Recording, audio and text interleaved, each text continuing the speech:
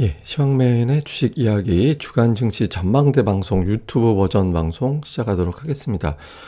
지난주 증시를 좀 점검을 해보면 경기라든가 정책 우려 이런 것들이 이제 증시에 큰 영향을 주면서 시장을 좀 흔들었던 그런 상황이었죠. 이제 지난주에 보면 특히 경기에 대한 우려가 골드만삭스에서 경제 성장 전망을 낮추고, 다음에 모건스탠리에서 미국 시장에 대한 어떤 불안함 또 이제 유발을 했고, 또 주말에는 이제 미국에서 테이퍼링이 결국에는 11월에 시행될 것 같다, 그러니까 이런 어떤 소식들이 전해졌잖아요. 그러니까 이런 부분들이 자꾸 불거지다 보니까 투자자들이 좀 자신감 있게 밀고 올라가기에는 좀 어려움이 있었던 그런 한 주였다, 이렇게 볼 수 있겠고요.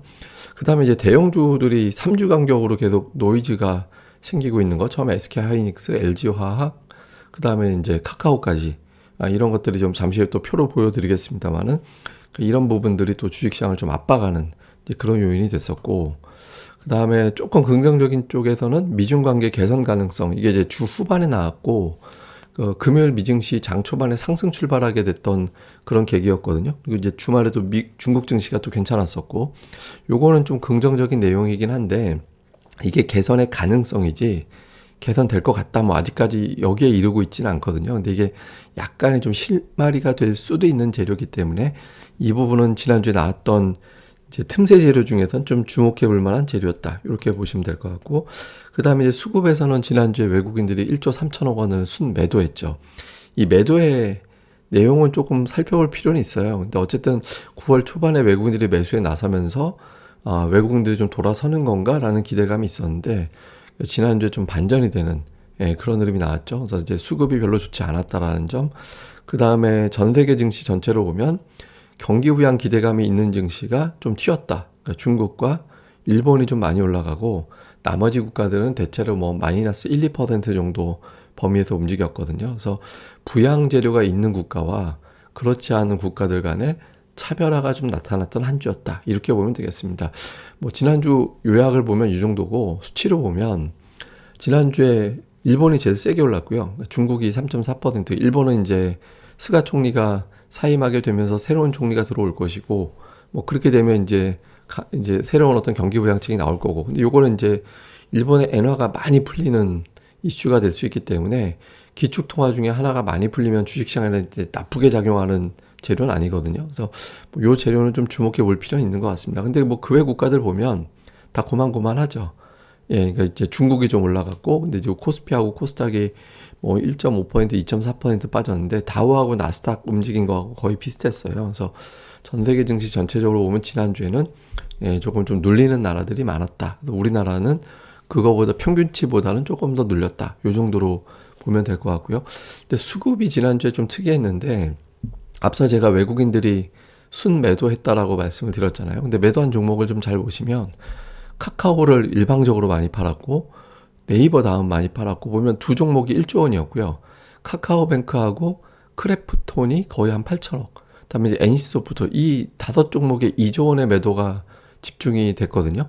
그러니까 보면 카카오 인터넷주 규제 관련된 이슈 하나, 그다음에 이제 코스피 200 종목 변수, 요거에 따른 카카오뱅크하고 크래프톤은 이제 그걸로 추정이 되는데, 어쨌든 수급적인 요인과 개별 악재 때문에 외국인들의 매매 영향을 좀 많이 받은 것 같아요. 반면에 보면 포스코, 기아, 하이닉스, 삼성 SDI, 삼성전기, LG화학, 현대제철, 그러니까 경기 민감주, 수출주 이렇게 분류가 되는 종목들은 또 매수를 했거든요. 그래서 외국인들이 지난주에 순매도 하긴 했지만 내용이 그렇게 나쁘다, 이렇게 보기는 어려운 것 같아요. 그러니까 지난주 전체 수급 보면 외국인들이 1조 3천억 팔아가지고 이제 매도를 제일 많이 한 것 같이 보이긴 하잖아요. 근데 매도를 좀 보면, 내용을 살펴보면 외국인들이 경기라든가 증시 자체를 버렸다라기보다는 개별 수급 이슈에 더 큰 영향을 좀 받았던 것 같다. 그래서 외국인들의 매매 동향은 이번 주의 흐름을 조금 더 봐야 될 것 같습니다. 그러니까 지난주만 봐서는 외국인들이 매도로 돌아섰다라고 단정하기에는 조금 어려운 것 같아요. 그러니까 기관 쪽을 보면, 기관은 삼성전자, 카카오, 네이버, 기아, 하이닉스, 삼성 SDI, 현대차. 표면적으로 보면 반도체 팔고 2차 전지 팔고 인터넷주 팔고 자동차 팔고 이렇게 된 것 같이 보이잖아요. 근데 보면 크래프톤하고 또 카카오뱅크 매수, 이건 이제 코스피 200 관련된 이슈일 거고, 근데 이걸 보면 지난주에는 만경양 아닐까?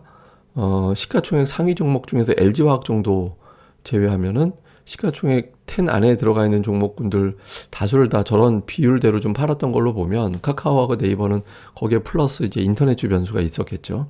그래서 지난주는 뭐 시장의 전체적인 분위기도 조금 눌리는 분위기였던 것도 사실이지만 수급적인 요인, 그러니까 만기라는 수급적인 요인 때문에 전체 수급이 좀 왜곡됐던 것 같습니다. 그래서 이번 주 수급을 봐야 9월 첫 번째 주의 흐름이 나쁘지 않았었잖아요. 그러니까 그게 완전히 다시 돌아선 건지 아니면 이제 매수 기조였는데 지난주에만 좀 튀게 매도가 나온 건지가 좀 확인이 될 것 같습니다. 그래서 지난주 그 대형주 코스피의 수급 동향을 좀 지나치게 확대 해석할 필요는 아직까지는 없다. 이번 주 봐야 될 것 같다. 요 정도로 보면 될 것 같습니다.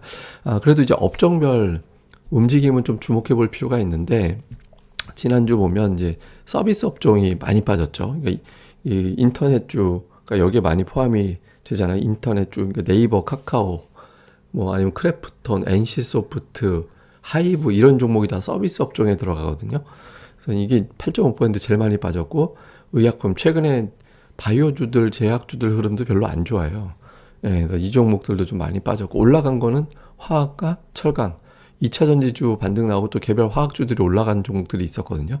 그다음에 철강주는 그 알루미늄 가격이 올라갔다라든가 이런 재료 때문에 올라가고 어쨌든 철강과 화학, 소재 쪽이 올라가고 서비스 업종과 의약품이 많이 빠졌다. 이게 이제 특징이었습니다. 그래서 지금 철강 업종 같은 경우는 지금 상당히 좀 강하게 움직이는 그런 경향이 좀 있거든요. 그래서 소재 쪽이 이번 주에도 강할지 이게 이제 일단 뭐 주도주로 4분기까지 쭉 가는지 요 흐름을 좀 주목해 볼 필요가 있고요. 뭐 그 외에 이제 좀 업종별 흐름이 이번 주에 좀 달라지는지 좀 체크가 필요하고 코스닥 쪽은 이제 운송 장비 부품 정도를 제외하고는 뭐 다 빠졌죠. 예, 다 빠졌고 디지털 컨텐츠는 저거 이제 그 게임주가 여기 많이 들어가 있거든요. 그다음에 오락문화는 엔터주가 저기에 이제 포함이 되어 있고 그래서 코스닥 지수만큼 하락한 거는 반도체, 훨씬 더 크게 빠졌던 거는 제약, 디지털 컨텐츠, 뭐 오락문화 이런 거, 그다음에 이제 통신 장비주 5G 관련된 종목군들은 그냥 보합 정도, 예, 요 정도 선에서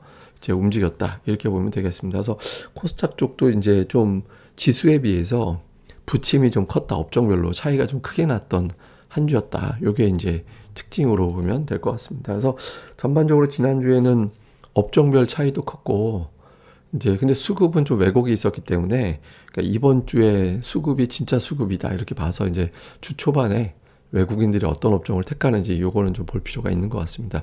그러니까 이번 주 포인트를 보면 정책 이슈가 다시 부각됐냐. 사실 지난주 금요일에 미증시 하락한 거는 그렇게 나쁜 사안이라고 보기는 어렵거든요. 뭐 재료상으로는 뭐 무슨 이제 테이퍼링 이슈가 제기된 것도 좀 있었고, 그다음에 이제 뭐 물가지표 발표된 것 때문에 그렇다라고 얘기를 하지만 제가 보기에는 애플하고 테슬라 주가 빠진 게 영향이 컸다라고 봐야 되거든요. 애플 인앱 문제, 결제 문제가 좀 있었고 테슬라 캐시우드에서 수목 이틀 동안에 물량 많이 좀 팔았다라는 재료 나와서 그 두 종목이 지수를 끌어내린 측면이 좀 있거든요. 근데 그거 이외에도 그 테이퍼링 뉴스가 나온 게 있었잖아요. 그러니까 FOMC 앞두고 있는 주간이기 때문에 이 테이퍼링 재료가 좀 부각이 될 거냐. 그러니까 이미 몇 달째 반복된 재료이기 때문에 영향이 크지 않을 수도 있지만 어쨌든 테이퍼링 관련된 뉴스가 좀 부각이 되면서 이게 이제 환율을 좀 건드릴 거냐 아니면 반복된 재료라서 별다른 영향 없을 거냐. 그러니까 외국인들 수급 도면서 판단을 좀 해야 될 것 같고요. 왜냐하면 이 이슈가 이제 뭐 FOMC하고 별로 간격이 없는 주간으로 들어섰기 때문에 요 재료가 자꾸 뉴스로 반복되면 좀 좋진 않거든요. 그래서 요거 하나 체크가 좀 필요하고 두 번째는 대형주들이 돌아가면서 두들겨 맞았잖아요. 그래서 지난주 금요일에 그러니까 잘 보면 반도체, 2차 전지, 인터넷으로 갔다가 지난주 금요일에 하이브하고 자동차가 또 밀리면서 좀 화들짝 하는 그런 분위기가 있었잖아요.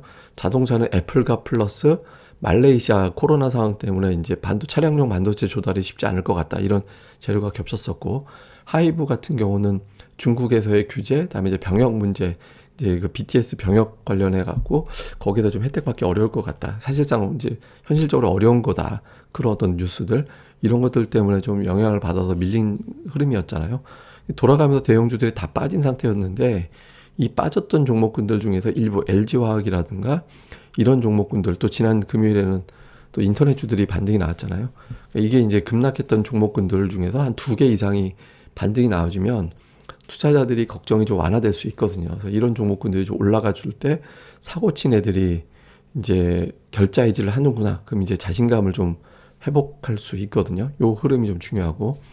그 다음에는 코스닥 쪽이 연속적으로 올라간 다음에 눌림. 제가 이제 지난주 주간 증시 전망대 시간에 이제 차트를 통해서 보여드렸던 게 코스닥이 연속적으로 올라간 다음에 그 이후에 시나리오를 제가 여러 개를 과거 사례를 통해서 보여드렸잖아요. 연속 상승 이후에 급락하는 케이스, 잠깐 눌렀다가 다시 올라가는 케이스, 여러 가지가 있었거든요. 그러니까 이번 주에 만약에 그 급락하지 않을 거라면 이번 주에 급락이 안 나오면 돼요. 급락하는 사례는 연속 상승 이후에 곧바로 하락하는 그런 형태를 보였었거든요. 그러니까 이번 주에 코스닥이 이제 다시 그 최소 횡보 이상을 만들어 준다라면 연속 상승 이후에 급락하는 패턴의 사례하고는 조금 달라질 수도 있거든요. 물론 이제 모든 사례가 똑같이 되진 않으니까 수급을 봐야겠습니다만. 그래서 이번 주에 흐름이 어떻게 되느냐. 근데 이제 다만 추석 연휴 전주에 시장이 의미 있는 방향을 잡은 사례가 그렇게 별로 없는 편이어서 이번 주에 이제 지수 쪽보다는 좀 종목별 움직임이 더 활발할 가능성이 있거든요. 근데 어쨌든 코스닥이 좀 특수한 움직임이 나왔었기 때문에 이번 주 적어도 급락하지 않는 흐름이 나와주는지가 되게 중요합니다. 그래서 코스닥의 흐름 좀 잘 봐야 될 것 같고, 그 외에는 이제 코로나 수치가 안정되느냐. 미국 같은 경우는 코로나 확진자 데이터가 조금 안정되는 그런 움직임이 있거든요. 그러니까 7일 평균치가 좀 꺾였어요. 미국은. 그래서 그런 흐름이 나오고 우리나라도 백신 접종률이 이번 주에 좀 높아지고 있다는 점, 여기에 대해서 시장이 좀 반응할 수도 있거든요. 요거 하나. 그다음에 미중 관계 개선 같은 경우는 원달러 환율과 위안화 환율을 떨어뜨리면서 외국인들에게 조금 기대감을 자극할 수 있거든요. 만약에 이번 주에 외국인들이 좀 부드러워진다라면 그 계기 중에 하나는 아마 미중 관계 개선 가능성, 이게 포함될 수 있거든요. 그래서 요 재료가 부각이 되는지, 이게 만약에 부각이 된다라면 예를 들어서 뭐 반도체라든가 이제 이런 어떤 종목군들이 좀 움직임이 나올 수 있거든요. 그래서 요 흐름 한번 재료로 뉴스로 자꾸 보도가 되는지 아니면 그냥 전화통화 하나로 끝나고 다시 아웅다웅 되는지 요것도 이제 주목해 볼 필요가 있습니다. 요런 내용들 한번 차트를 통해서 우리가 점검을 해보면 그동안에 최근 5년 동안 추석 바로 전 주간에 이제 코스피하고 코스닥 시장을 보면 이게 딱 봐도 이렇게 뭐 추석 직전 주간에 뭐 특별히 올라갔다 아니면 특별히 빠졌다 이런 경향은 없죠. 작년도 같은 경우 뭐 코로나 이슈에 뭐 이것저것 합쳐서 요란하게 빠지기도 했습니다만은 올라갔다 내려갔다만 놓고 보면 특별히 올라가는 경향이 있거나 빠지는 경향이 있거나 그런 경향성은 없습니다. 그러니까 추석 전이라고 해서 뭐 엄청나게 관망하거나 엄청나게 빠지거나 올라가거나, 옛날에는 그런 얘기 있었거든요. 연휴 전에는 현금을 써야 되는 개인 투자자들이 주식을 팔고 그 돈으로 설을 샌다, 뭐 추석을 샌다, 뭐 이런 어떤 게 있다, 이런 분석도 있었거든요. 근데 실제로 수치로는 딱히 그런 것 같지는 않아요. 그래서 추석 직전에 방향성을 한쪽으로 잡아가는 경향은 없었기 때문에 이번 주에 특별하게 올라갈 거다 내려갈 거다 예측하는 거는 별로 의미가 없다, 이렇게 봐야 될 거고요. 근데 하나 좀 고민스러운 건 뭐냐면 그 3분기만 놓고 보면 대형주들 전체 영업이익 전망치는 조금 늘었거든요. 상향 조정됐는데 중형주들의 이익 전망치가 좀 하향이 된 게 있어요. 그래서 요거는 이제 조금 이제 뭐 나쁘진 않죠. 최소한 지수 자체만 놓고 보면 3분기 기업들의 실적은 괜찮겠구나, 이렇게 전망이 되는 거니까 이제 나쁘진 않은데, 이제 문제는 뭐냐면 내년도, 그러니까 이게 이제 이 표는 내년도 이익 전망, 그러니까 2022년도 이제 이익 전망치를 갖다가 이제 그래프로 그린 거거든요. 근데 조금 하향됐죠. 이익 전망치가 조금 하향 조정되는 그런 움직임이 나왔거든요. 그래서 이게 이제 내년도 전망치를 이게 순이익 전망치입니다. 그래서 이렇게 되면 조금 투자자들이, 이게 물론 이제 이 사이사이마다 하향 조정되는 과정이 없진 않았어요. 그러니까 없진 않았는데, 그런데 이게 이제 요번에 조금 또 한 번 조정이 됐기 때문에 요걸 과연 투자자들이 어떻게 생각을 할 거냐, 요게 이제 중요한 이 부분이 좀 중요한 변수가 될 수도 있죠. 그래서 요 흐름을 한번 주목해 볼 필요가 있는 것 같습니다. 그래서 요게 따라서 좀 투자자들이 좀 위축돼서 주춤거릴 거냐, 어차피 추석 전이니까, 아니면은 이미 반영이 됐어 이렇게 올라갈 거냐. 왜냐하면 제가 이제 반영이 됐어라는 시나리오도 말씀드리는 게 8, 9월 고점 대비 주요 대형주들 하락률이거든요. 하이닉스가 뭐 반도체 실적 논란 때문에 14.6% 빠지고, LG화학이 거의 19% 빠지고, 카카오가 16.7%, 하이브가 고점 대비 14.7%, 이제 8, 9월 고점 대비 하락한 거거든요. 근데 이게 외국인들 지분율이 다 높은 종목이에요. 하이브 정도 제외하면 뭐 30%대 거의 50% 육박하는 그런 종목이거든요. 그래서 외국인들이 지분율을 한 1, 2% 정도 낮췄어요, 실제로. 예, 이런 어떤 고민 때문에 낮추는 움직임이 있긴 했는데, 어쨌든 외국인들 입장에서 이게 주력 종목이기 때문에 이게 비율을 더 매도를 치고 만약에 이제 한다라면 이제 실적 전망치가 굉장히 좀 보수적으로 잡히는구나, 이렇게 이제 판단할 수도 있거든요. 외국 지분율이 굉장히 높은 종목은 어느 정도 이제 자신들의 어떤 투자 이익이 크게 줄어드는, 보유 지분 가치가 떨어지는 거를 감수하면서까지 매도한다라는 거에 되기 때문에 상당히 보수적으로 잡았다라고 볼 수도 있거든요. 뭐 완만하게 파는 건 상관이 없는데. 그래서 이제 최근에 하이닉스는 살짝 또 매수가 많긴 하죠. 그래서 하이닉스는 조금 그렇게까지 보는 것 같지는 않은데 이런 분위기긴 한데, 어쨌든 이제 많이 하락해 있는 상태에서 외국인 투자자들이 계속해서 팔 거냐. 하이닉스하고 LG화학은 최근에 살짝 수급이 돌아서는 그런 움직임이 좀 있었거든요. 그래서 뭐 그런 건 아닌 것 같은데 라는 분위기긴 한데, 어쨌든 대형주들이 많이 빠져서 낙폭과대를 볼 거냐, 아니면 이익 전망치 하향 조정된 거를 볼 거냐, 요 흐름을 좀 주목해 볼 필요가 있고요. 그 다음에 이제 또 하나는 뭐냐면, 시장의 이제 분위기 자체를 볼 때 8월하고 9월하고 조금 차이가 나긴 합니다. 그러니까 8월 보면 8월 전체적으로 0.1%라도 올라간 종목이 396개예요. 코스닥 기준입니다. 이거 코스닥 기준으로. 근데 하락한 종목이 1012개. 예, 이게 보면 거의 뭐 2.5대 1 비율이잖아요. 그러니까 평균적으로, 그리고 종목당 평균 등락률이 마이너스 2.76%였어요. 그러니까 여러분들이 8월에 수익이 별로 안 좋으셨을 거예요. 종목당 평균 한 2.8%니까 별로 안 좋았을 거고, 보유한 종목이 하락했을 확률이 훨씬 더 높잖아요.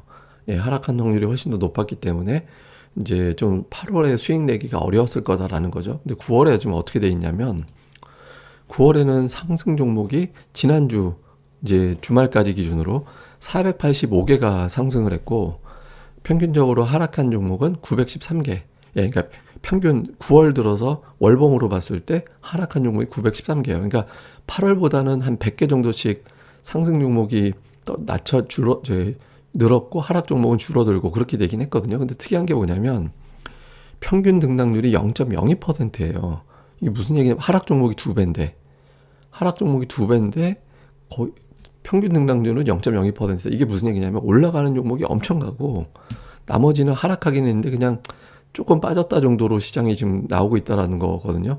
그러니까 좋은 종목들 잡았을 경우는 뭐 수익률이 굉장히 잘 나왔고, 어중간한 종목들은 그냥 자잘하게 좀 눌려 있는 상태가 이어지고 있다라는 거죠. 그러니까 8월에 비해서 9월 같은 경우는 이 평균 등락률을 볼 게 아니라, 이 차별화가 되게 심해졌다. 예, 이걸 좀 주목해 봐야 되거든요. 그래서 종목들별로 괜찮은 종목들과 아닌 종목군들 간에 갈리는 그런 현상이 좀 두드러졌기 때문에, 이런 부분들을 좀 주목을 해서 시장을 좀 바라볼 필요가 있지 않나, 이렇게 이제 봐야 될 것 같습니다. 그래서 여러분들이 이제 시장을 좀 바라보실 때, 제가 이제 종목 수급, 지수에 의미 두기보다는 이제 종목들 업종 수급 이런 거를 좀 면밀하게 봐야 된다라고 계속 말씀을 드렸잖아요. 지금 이런 흐름이 나오고 있거든요. 근데 최근에 좀 경향성이 강한 게, 정책 추진으로 인해서 장기적으로 주가 상승 기대감이 높은 업종들.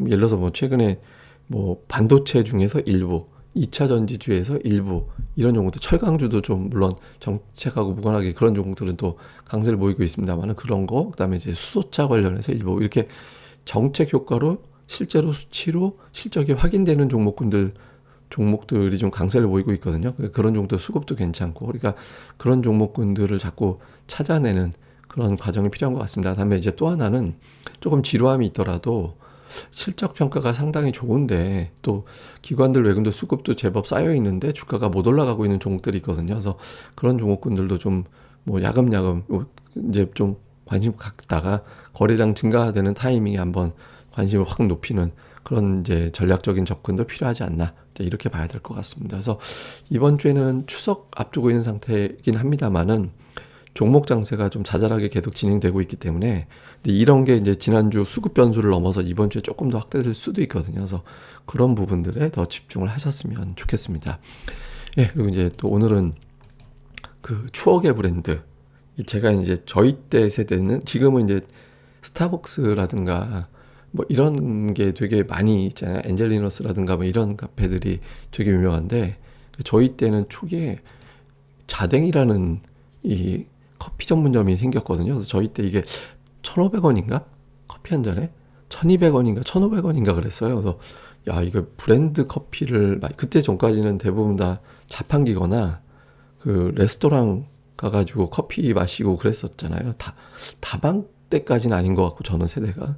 근데 이제 자댕이라는 게 생겨가지고 이제 이 되게 해서 알바를 여기서 이제 친구들이 아르바이트 하는 친구들이 생기고 또 저기 가서 이제 커피 한 잔 마시고 하면서 이제 생겼죠. 그러다가 이제 가격 파괴하는 업체가 들어오면서 이제 이 레스토랑이 붐을 잃었죠. 예, 이 도토루라는 이 이제 일본 이제 그 프랜차이즈인데 이게 이제 들어와서 이때 당시에 토토루라는 카페가 900원의 커피 전문점인데 900원의 커피를 팔았거든요. 그래서 이게 들어오면서 그때 당시엔 1,000원이면 하여튼 커피숍에서 커피를 사서 마시면서 친구들하고 이제 막 이제 이야기하고 뭐 그럴 수가 있었거든요. 근데 이게 왜 망했는지 모르겠어요. 아니, 망한 건 아니죠. 지금도 자댕 커피를 파니까. 그러니까 왜 갑자기 확 죽었는지 모르겠어요. 그러니까 어느 순간 돼서 스타벅스가 생기고 뭐가 생기고 막 생겨서 이제 바뀌었는데 이제 자댕 때 저희 때는 자댕 아니면 이제 제가 이제 용산고등학교 나와가지고 그 숙대 입구역 그쪽에서 많이 놀았거든요. 그러니까 숙대 쪽에 가면 카페가 많이 있거든요. 그래서 뭐 파르페를 되게 잘하는 데가 있어서 그때 인터뷰라는 카페 가면 파르페가 되게 유명해가지고 예, 그거 되게 많이 먹으러 다녔었거든요. 근데 지금은 뭐 저기 뭐 스타벅스 뭐 이런 게 많이 생겨서 잘 안 가져요. 저는 그런 데를 지금도.